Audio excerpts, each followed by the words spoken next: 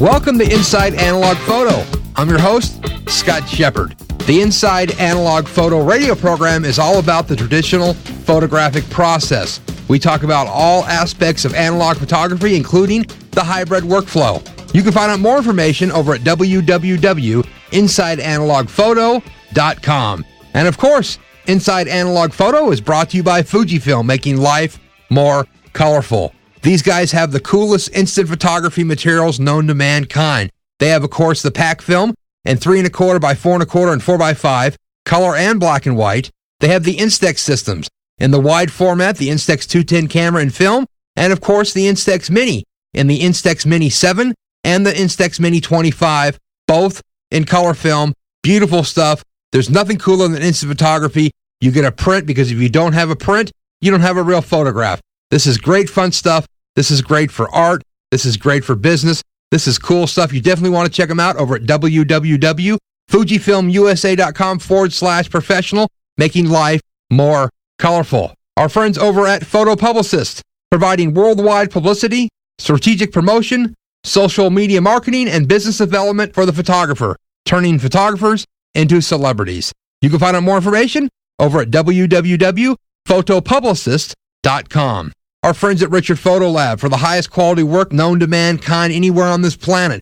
Unbelievable developing, scanning, and of course, output on high quality Fuji Crystal Archive. Unbelievable cool stuff these guys are up to. And remember, you don't have a photograph unless you have a print in your hand, and you need to print your pictures. This is important. You need to supply proofs to your customers and even print your own work, because it's not about looking at it on a monitor. It's about holding a print in your hand. Definitely check these guys out at Richard Photo Lab, of course, at richardphotolab.com.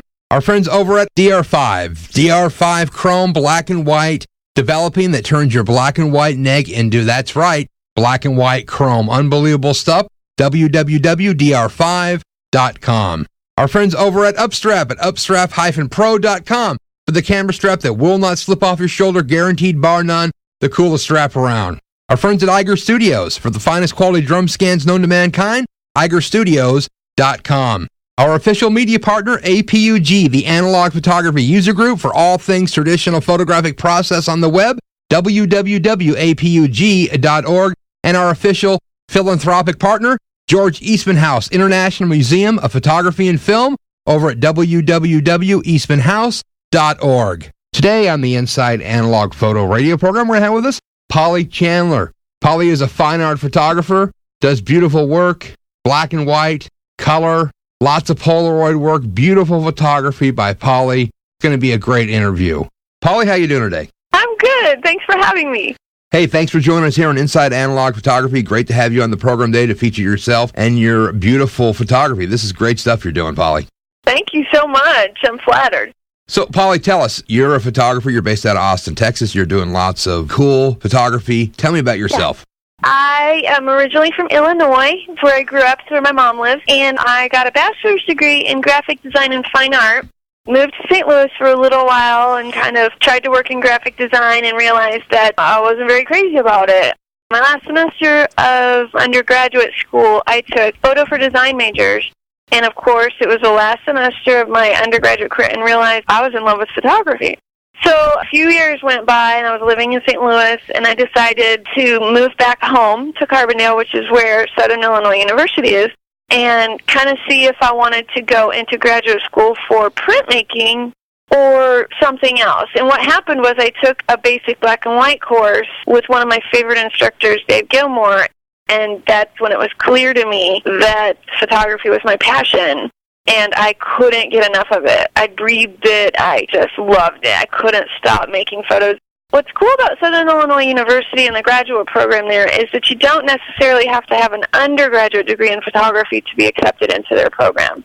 So I spent the first year as a non-declared grad and sort of proved to the faculty and the people that would be letting me in that I was really serious and a really hard worker and that I had potential. And then after that first year, they let me in. So I got my master's degree in fine art photography from Southern Illinois University. Now, you had no photography experience prior. You didn't do this when you were a kid. You didn't take pictures. Tell me about being bummed out about doing graphic design. Like I said, my last semester in graphic design, I took photo for design majors, It was a required course, and I had put it off for some reason for my last semester, and the irony is that that's probably what I would have majored in if I'd realized how much I loved it. So I graduated and moved to St. Louis, and I dabbled in it. I paid the fees at a local community college to work in their dark rooms. So I would go out and make pictures with my 35mm camera film and go into the darkroom and develop and print. But it wasn't anything formal, no classes or anything. And like I said, when I moved back home, I thought I might apply to the graduate program in printmaking, which maybe I would do etching or silk screening. But I just couldn't stay away from the photo lab. So no, as a child, I didn't really do photography. It wasn't until I was in my late 20s that I realized I love it.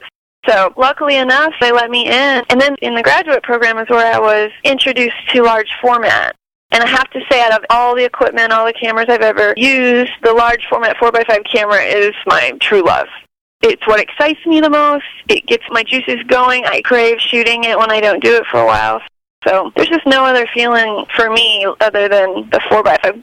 Don't get me wrong, I like medium format. I like all sorts of different cameras, but the 4x5 is the one for me. So let's talk about what you're shooting. How would you explain your style of photography? Obviously, it evolved through graduate school, but right now I would describe it as definitely autobiographical, very sort of introspective. I've had a lot of people sort of say, oh, I like your portraits, and I can understand why they might think that I do portraiture, but really every subject in each photograph is meant to represent me. So it's like I sort of ask people to pose for me, but they're standing in as myself, or experiences I've gone through, or a narrative I'm making about something I'm thinking about in my life. So my work, for lack of a better term, I'll often call them emotional narratives. Recently, over the last year, I have been doing a series, I have about 15 of them done, where I'll take a Tom Waits song and listen to it and maybe take one line or just what the song means to me, and then I'll make a photograph about the song. So that's my latest project. But I still continue to make photographs as part of the emotional narrative project, too. So those are my two main big projects, I guess, or my continuing series. No, the stuff's great. Let's chat, Polly, about you've had a large body of work published, and you've had great success here with getting your work out to the public.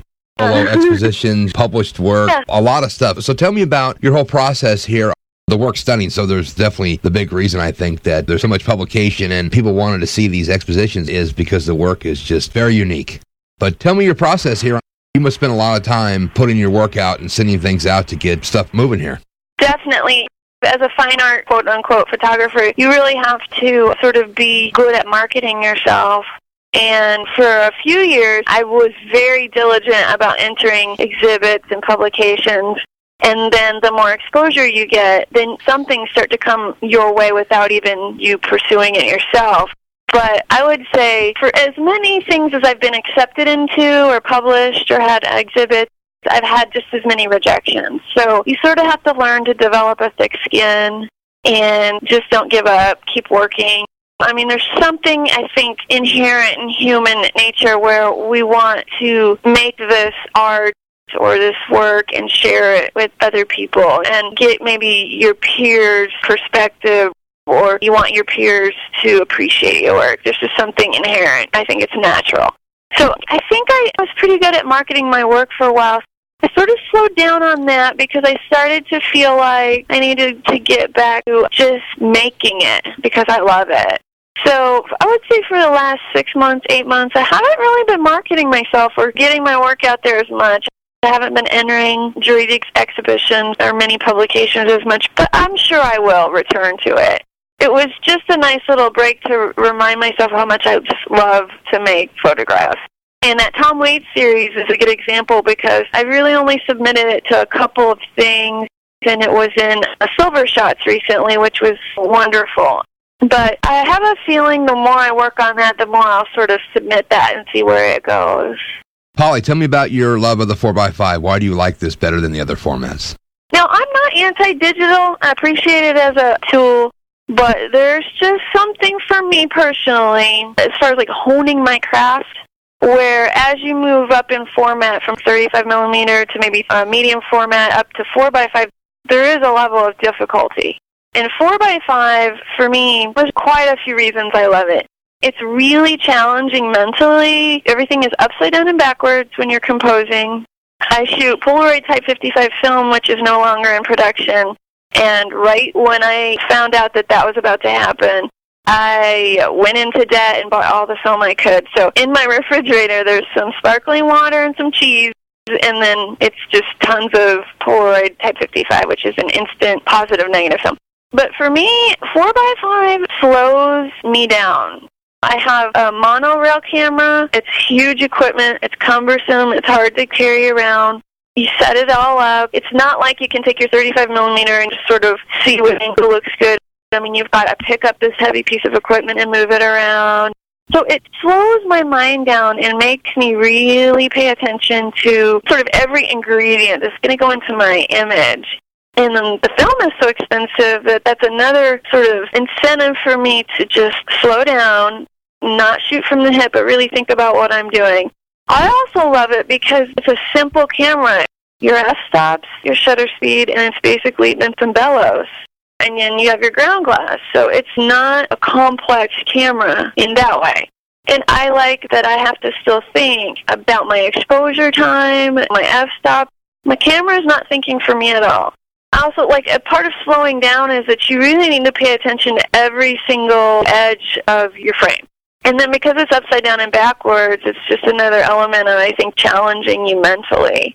And then when you're shooting your 4x5 and you have your subject, it's another challenge to make it look as if that moment wasn't staged, even though it's completely staged, because once you have your focus right and everything looks good, you've got to close down your shutter, put the film in the back of the camera, make sure the person hasn't moved, and then take the picture.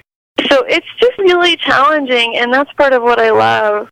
And I think because there's so many variables when I'm shooting, it never ceases to surprise me. And I love that.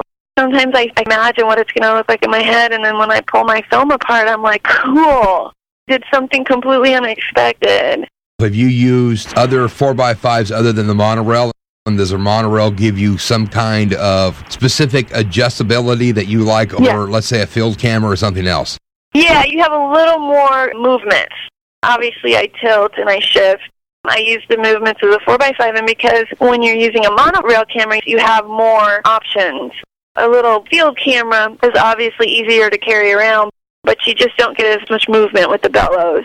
I remember when I was in my 4x5 class, it was an introductory class to a large format, my instructor was talking about how a lot of times this camera is used for architectural work and to correct for like keystoning, to correct perspective. And I started to think, how can I really manipulate the perspective to represent my memories or my experiences or what I'm feeling right now? And so that's when I started really pushing the movements of the camera to represent more of a ethereal or dreamlike state, if that makes sense. No, they're definitely euphoric. Yeah. Yeah. Cool. It is very cool. It's great. Let's talk about glass. What do you like to shoot with? Do you have one lens? Do you have different ones? What do you like to shoot with? Yeah, I have three lenses. I have a 150, which is the one I shoot most with. I have a wide angle, I have a 90, and then I have a longer lens, a 210. And I primarily use the 150. I think I'm just more comfortable with it. I had it the longest. And then I'll use the wide angle a lot, too. The 210, not so much yet, but I have a feeling I'll start getting into that a little bit more. The wide angle tends to distort on the edges. I have to be very careful when I'm using a figure. It kind of starts to look a little odd on the edges, but it's good for different scenarios at times. So, yeah, I have three lenses. So let's get into a very important topic here about Polaroid 55, and I think instant film in general. There's something about instant photography. When you pull it apart, it's magical. I mean, I don't even know how to explain it, but I'm a complete instant film junkie myself. Okay, then you get it. I mean, sometimes I start shaking. I get so excited. There is something magical about it. It's quite cool. Now, you're still shooting 55. Are you starting to play with the Fuji stuff? Tell me what you're doing with your instant photography.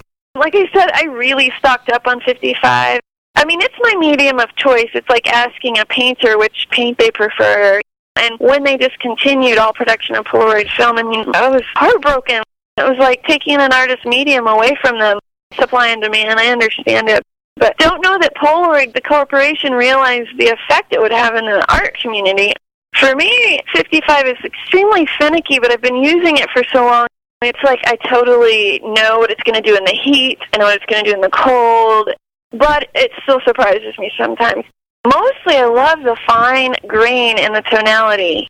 I shoot it at 25 ISO.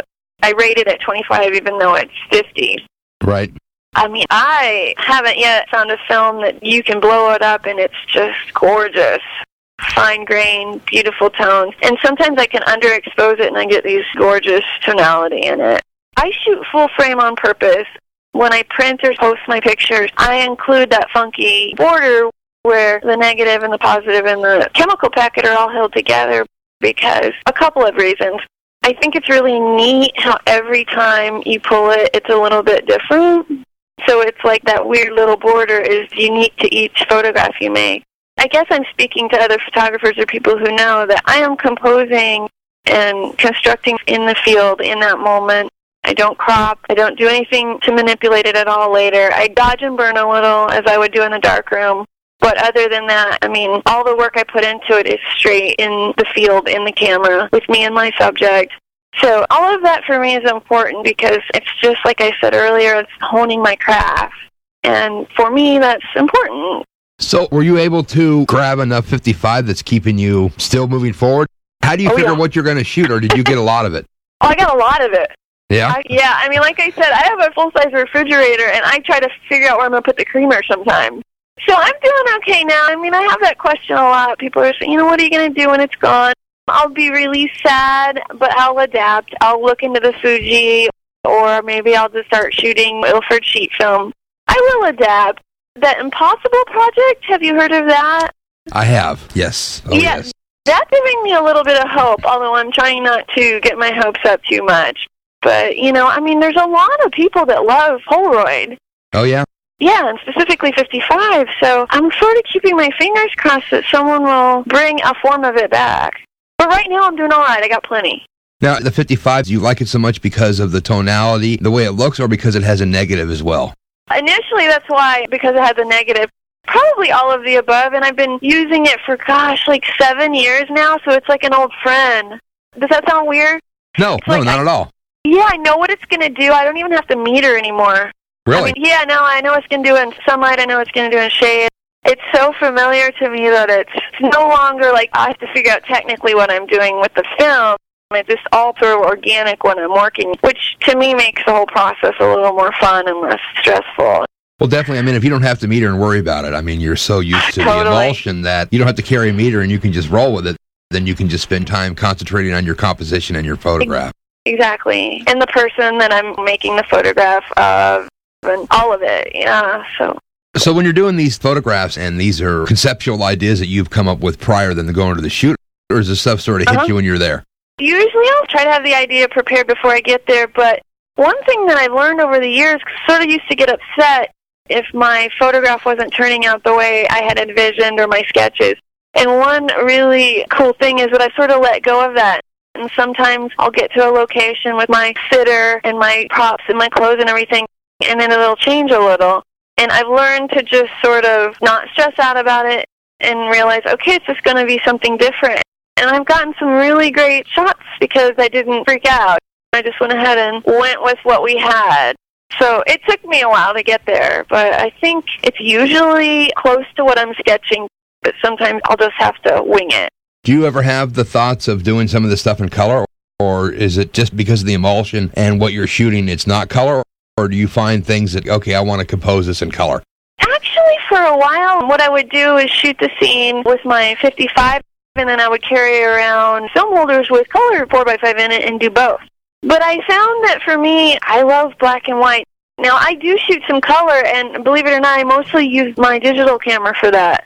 But I just carry it around and for the moment, and honestly, I don't take it seriously, if that makes sense. It's more just fun little exercises, stretching or something. But for me, the 4x5 stuff, I have really kind of stopped shooting color with it. I think the black and white just lends itself to my projects because I'm really not interested in reality. I mean, we see in color, and black and white lends itself to what I'm trying to get at, which is emotional experiences, maybe memories, maybe lessons learned. None of that's ever very clear, and that's why I think I like to blur things out a lot. I know this is kind of personal stuff, but when I'm working through something or going through maybe something painful, or I have an idea of a memory or something, none of that's ever very sharp in my head. And I mean, black and white is like right or wrong. But I just think that black and white film lends itself to a more dreamlike state, like memories. Well, exactly. I mean, black and white is not reality. Exactly. Unless you have a really bad colorblind problem. And I don't know if there's anybody that sees in black and white. There might be some people. I don't think so. So really, it is a altered state. Exactly. You hit the nail on the head. Altered state. Trying to recreate something that came to you in a dream. An emotional experience, usually. I mean, I'm pretty sensitive, and sometimes people like to call me moody. Sometimes I'll make a photograph, and I'm drawn to a certain location, and I'm drawn to making an image, and I'm not always sure why in that moment. And then I can look back on it 6 months or a year later and realize, wow, I was kind of going through this in my life, and this photograph makes total sense now. It relates to what was going on. So it's not always a dream. It might be just some lesson I'm learning in my life, if that makes sense. Sure, definitely. So are you shooting any other things besides the large format for your true photography work?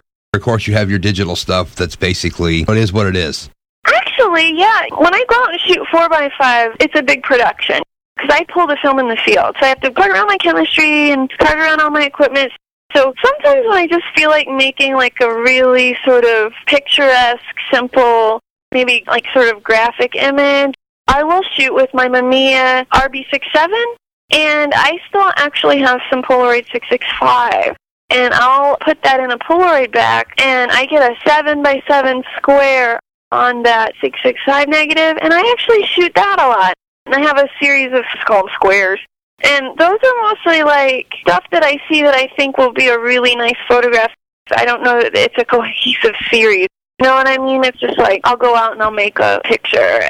I do that a lot, actually. I have a whole section of squares made on 665. So I would say that was the other camera and film I used the most. Wow, very cool. RB's a great camera. Yeah. I know, it's like a tank. Yeah. Especially when you throw an instant back on it. It gets a little chunky, I know. It is quite cool, though. Yes. It is. Now, of course, you had previously been submitting tons of great work to galleries and publications and doing all this cool stuff. What's the final output of your work?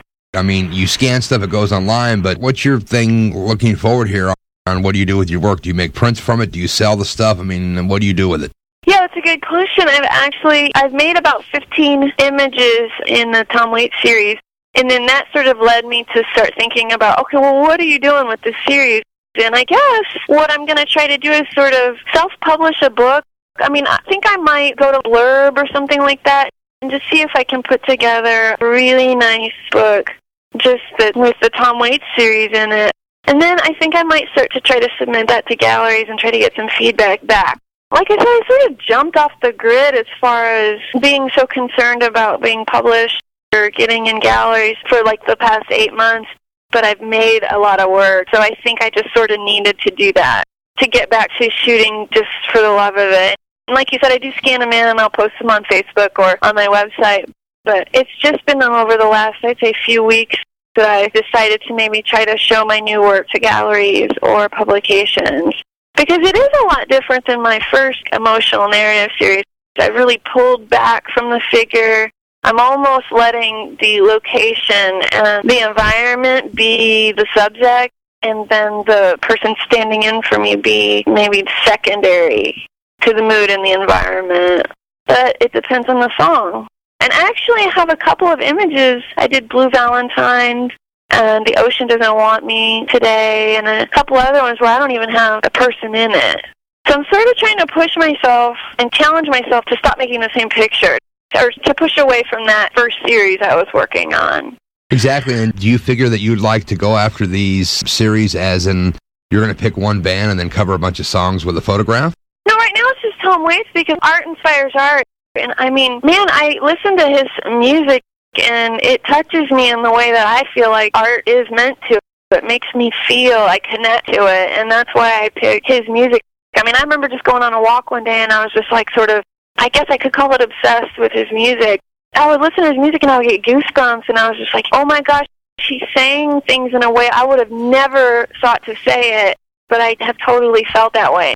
And I thought, if I can make an image connecting to his music or a line in his song that expresses my interpretation of his music, that just excited me. So that's why I picked him. I'm so inspired. And I hadn't really thought about other musicians. I guess I was thinking of it more as art inspires art. I mean, I admire him and the way he can say things in a way that is so poignant. It's like drawing a smiley face or saying it just beautifully different and not being so blatant. Does that make sense? Yep, exactly. But I was trying not to overthink it. Just kind of letting myself go with his music because, I mean, I just was sketching and sketching and sketching. So I was just trying to let myself do it without overthinking it. What do you look forward to, Polly, moving forward? Any kinds of new work, any kind of travel stuff? What do you look forward to doing that you haven't got to do yet? That's a good question. Probably won't be traveling much. I'm pretty broke from all that 55 I bought. Yeah, I bet. I think I just look forward to the fact that I still am in love with photography. I mean, it makes me feel like nothing I've ever felt in my life before. So I think I just look forward to continuing the Tom Waits series, continuing to challenge myself, not getting kind of stuck in a formula. I don't know what'll come after that. I'm trying not to worry about it and just let it happen. This is great work you're doing. Polly, let's chat about where people would find your work, your website. Are you blogging? Are you on Facebook? Where can they find all this beautiful work you're doing? Yeah, my website, and it's www.pollychandler.com. And I also have a Facebook page. I have a personal one and a fan page. And then I post some work on Flickr. And what I'll do is I'll pick the one image that I think is most successful. Maybe I'll post one or two others and try to get feedback. So maybe from one shoot, I'll post 3 images that I did. So Flickr is one place you might be able to see like outtakes. Other than that, right now, I'm starting to think about looking for representation with galleries. But other than that, those are the 3 places you could probably find my work. No, this is beautiful photography. I really appreciate you spending some time today to chat about yourself, your great work, the use of the incredible Polaroid material, and your love for analog photography and instant film, which is really cool. Thank you so much for having me. I've really enjoyed talking to you. Well, there you go. Polly Chandler, what a great gal. Beautiful photography, large format, black and white, Polaroid. There's even some color work. Just a lot of great stuff and a great inspiration. Definitely check out Polly's website over at www.PollyChandler, PollyChandler.com. The Inside Analog Photo radio program has been brought to you by Fujifilm for their full line of instant cameras and film, and of course, fine quality Fuji Crystal Archive paper over at www.fujifilmusa.com/professional. Our friends at Photo Publicist, worldwide publicity, strategic promotion, social media marketing, and business development over at www.photopublicist.com. Our friends at Richard Photo Lab for the finest quality lab in the country, richardphotolab.com. Our friends over at DR5 for black and white chrome at dr5.com. Upstrap for the finest quality camera strap that will not slide off your shoulder at upstrap-pro.com. Our friends over at Iger Studios at igerstudios.com. And of course, our media partners of the Analog Photography User Group at apug.org. And our official philanthropic partner, George Eastman House over at eastmanhouse.org. I've been your host, Scott Shippert, here on Inside Analog Photo. We'll be back next week with more great analog photography.